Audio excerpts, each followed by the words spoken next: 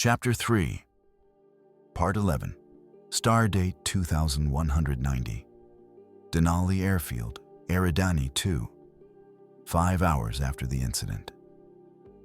Transmission received from Chief Lockwood. Lila's personal AI, Theta, said. Lila opened her eyes, revealing irises of pale sky blue. As she sat forward, her brunette hair cascaded down her shoulders and back. She rubbed her face with both hands, brushing away the grit from the corners of her eyes. She rested her palms on the bed and noticed she was still in uniform. Black camo pants, boots, and a gray long-sleeved athletic top that hugged her body. Swinging her legs to the side of the bed, she grabbed the handle above and pulled herself to her feet. Standing, she rolled her shoulders and twisted her torso left and right. The crisp cracking of joints filled the air. "All right, Theta, what does the chief want at this hour?" she asked, walking to her small black fridge and grabbing an energy drink. Playing transmission. "Lila, it's Lockwood. I have an engineering team and a freighter en route to the airfield. Their cargo includes a medical shuttle, a heavily damaged unknown ship, weapons, and armor. Gideon recommended you to oversee the investigation and report your findings," Lockwood ordered. "Of course he did," Lila muttered, sighing. "Notified the chief I got his message, and we'll keep him up to date." "Yes, Lila. Also, it is 0700 and within standard working hours. You slept in today?"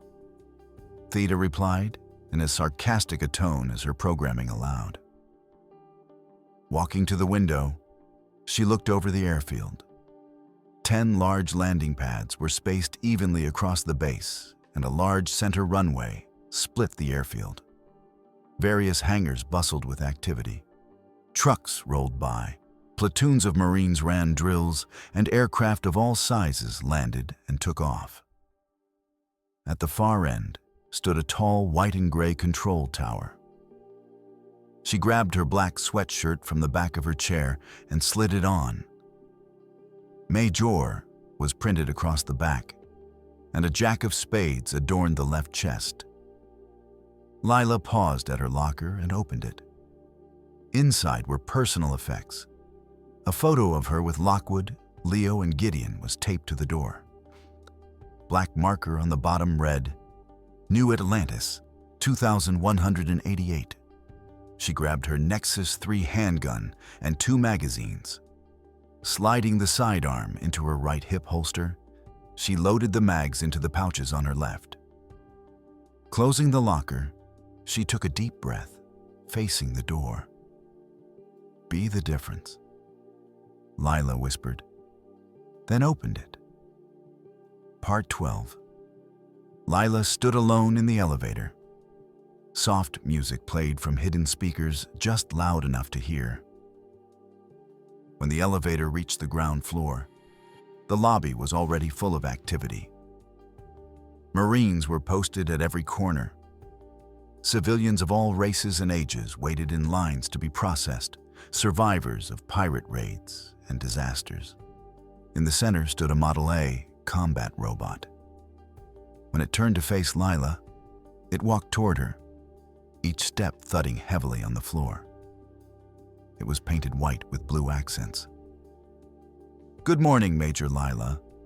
I have collected the necessary tools and assumed my mobile platform for today's operations," Theta said, handing her a gray duffel bag with white accents. Lila slung the bag over her shoulder, and the two made their way to the exit. "When's the freighter arriving?" she asked. "Should be starting its landing sequence now, Major," Theta replied as the doors opened to the airfield. The air was still cool from the morning's rain. A subtle breeze stirred Lila's hair. Just outside, families gathered, parents with children, some with only the clothes on their backs. Marines and corpsmen moved between groups, handing out water and provisions. A thunderous roar filled the air. Emerging from the gray, low-hanging clouds came Gabriel, the supernova-class heavy freighter, one of the largest cargo vessels in the galaxy. It had a long, Earth freighter-style hull with 4 arm-like landing gear extensions on the sides that pivoted between takeoff and landing. Painted in Jade Industries' signature white and blue, a bold blue stripe ran down the sides and across the underside. A large central cockpit was flanked by 2 smaller pods for navigation and comms. Inside the cargo bay were the destroyed alien craft and the medical shuttle. As Gabriel descended, it let out 2 horn blasts to announce its presence. Though its 4 massive engines did plenty of that already, Lila turned to see children tugging on their parents' arms, pointing excitedly at the ship. A few parents hoisted their kids onto their shoulders for a better view. Their wide eyes sparkled with awe. "Let's get a move on, Theta," Lila said, slipping a hand into her sweatshirt pocket and elbowing the bot playfully. Part 13. To the right of the building, a small parking area was marked with white lines. In the nearest space sat a white and gray RF-8 buggy, rugged, compact, and built for off-road terrain, with oversized tires and a bed for cargo or personnel. Lila started the buggy with a button press. In the distance, cranes were already unloading the freighter. A squad of engineers stood nearby, ready to begin. Driving toward the ship, Lila barely felt the tarmac's bumps.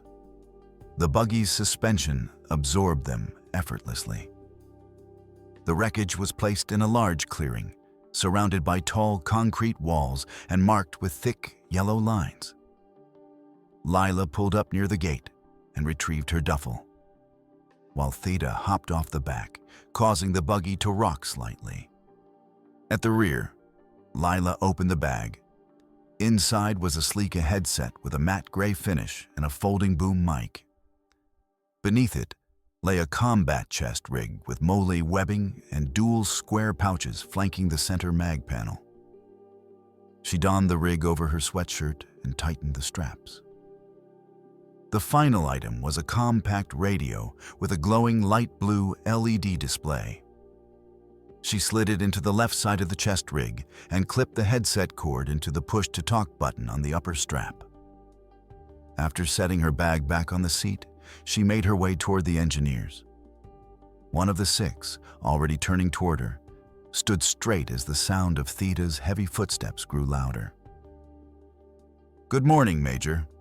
I'm Staff Sergeant Diaz," he said, snapping to attention and saluting.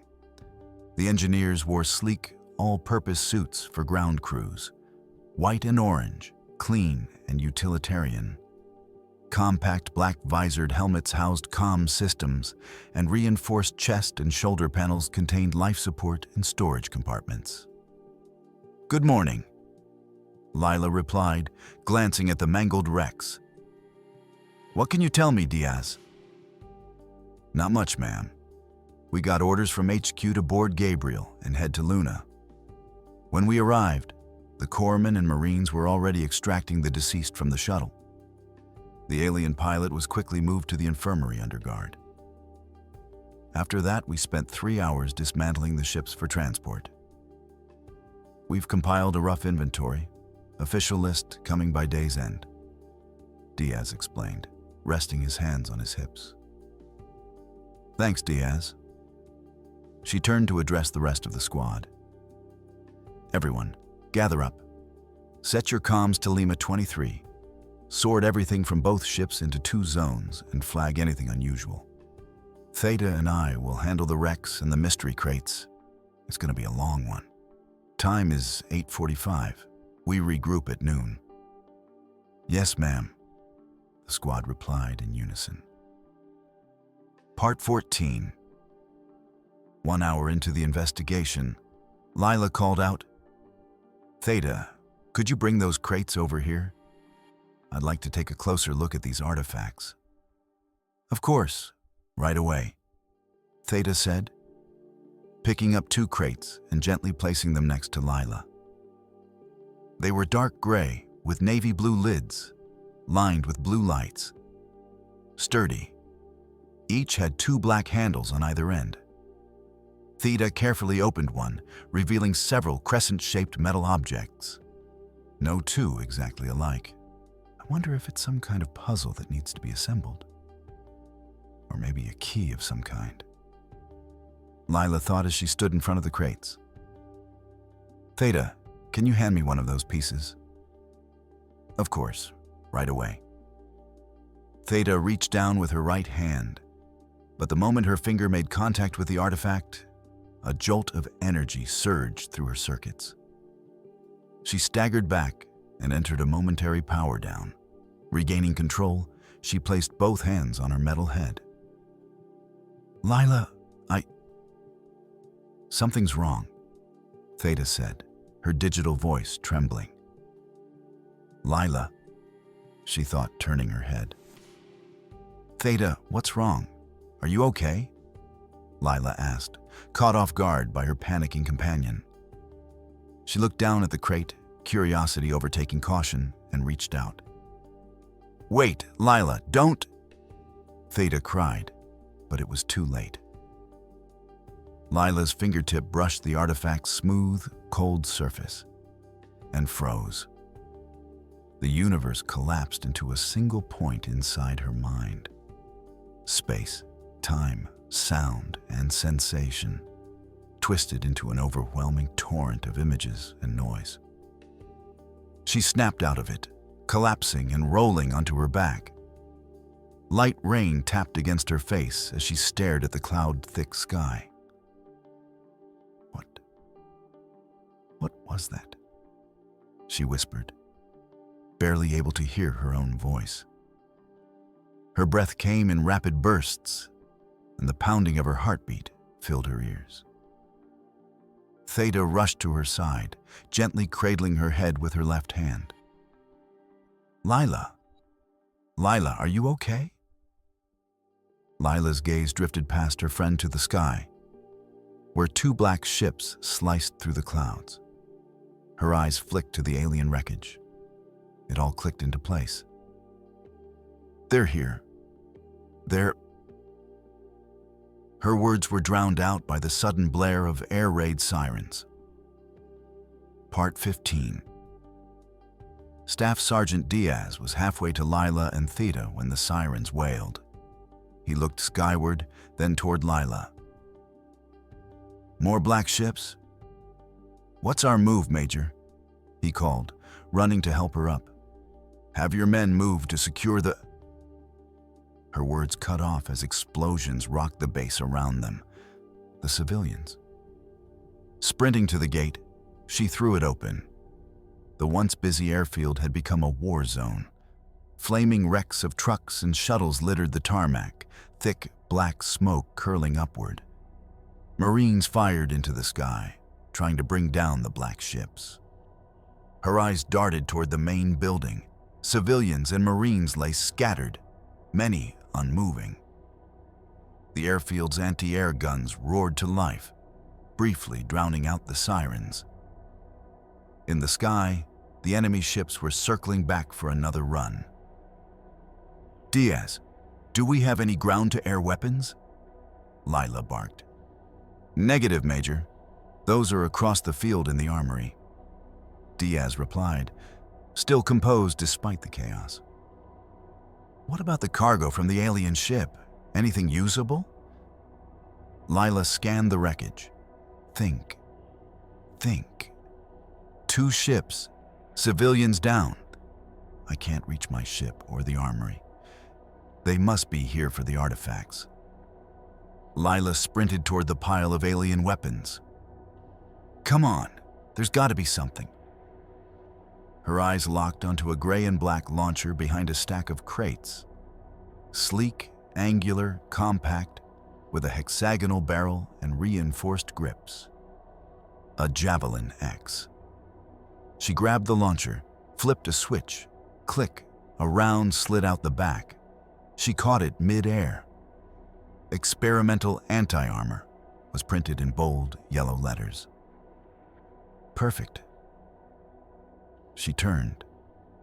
Diaz, tell your men to grab what they can and take the buggy. Protect the civilians. Theta and I will cover you. Go! You heard her. Move out! Diaz shouted.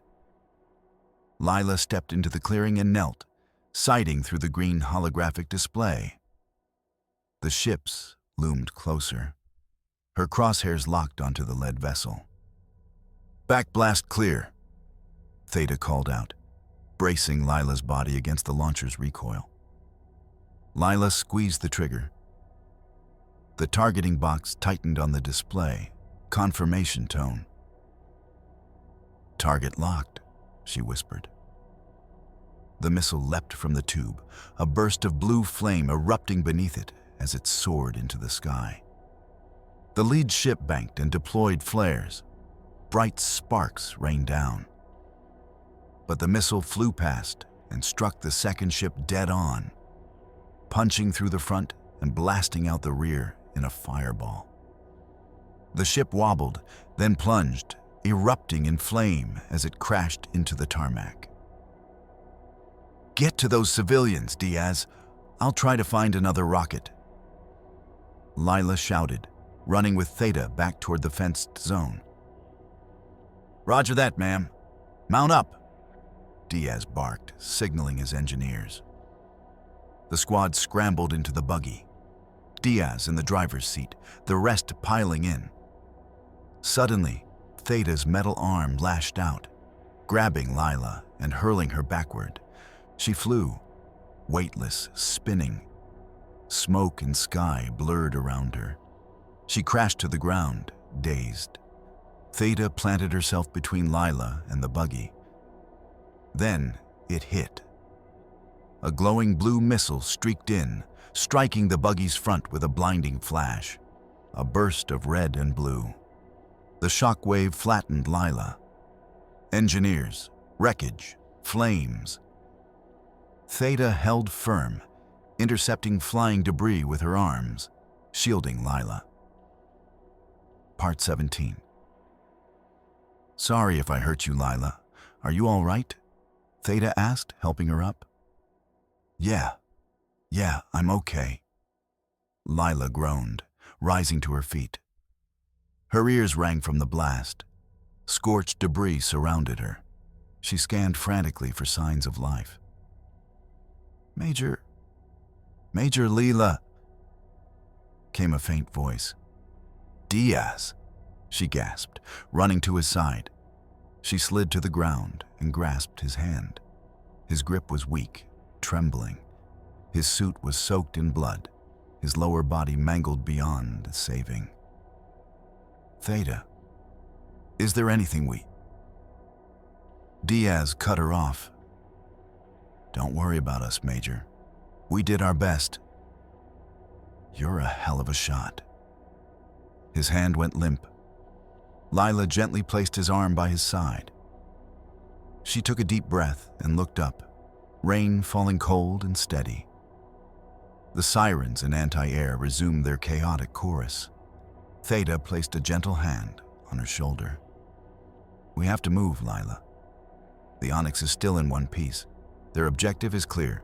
We must secure the artifacts and escape. Regroup with the squad. You're right. Let's make them follow us. Better us than more innocents, Lila said, voice heavy with sorrow. She'd buried comrades before, but it never got easier. Let's move, she said, glancing back at Diaz one last time. Drawing her pistol, she ran toward the destroyed gate, Theta close behind. Theta scanned the sky for the remaining ship, mounting the Javelin X to her back. Lila, there are 4 crates. How are we going to get them to the Onyx? Fucking humans. The raspy male voice made them both stop. A Starborn staggered toward them, leaning heavily on his right leg. His left arm was shredded. Black armor clung to him, scarred and scorched. Theta stepped between him and Lila. Not another step. He limped forward, shambling and bleeding. Lila raised her nexus, finger ready on the trigger. Suddenly, a flash of purple light. It appeared behind the Starborn like a breach in space. He turned, stunned. "Har!" was all he got out before the new figure hurled him aside like a rag doll, slamming him into the destroyed shuttle. Lila's hand trembled on the Nexus trigger, her breath caught in her throat as the Starborn crumpled like a rag doll. Theta was still standing ready to protect her friend. A tall, commanding figure emerged from the twilight haze, her presence amplified by the soft shimmer of beads of purple light that hovered and danced around her like sentient fireflies. She wore a sleek suit of armor, its design angular yet elegant, gleaming white plating layered over a sculpted black bodysuit, accented with bold bronze touches and battle-worn edges that whispered of countless victories. Her helmet, a smooth, featureless dome of polished gold, reflected the lights around her like a mirrored sun amidst the shadows. Lila instinctively stepped back. This woman wasn't just powerful. She was something else. "I apologize," the figure said, her voice ethereal, almost angelic. "My children know not what they do." End of Chapter 3, Part 11 to 31. Thanks for listening.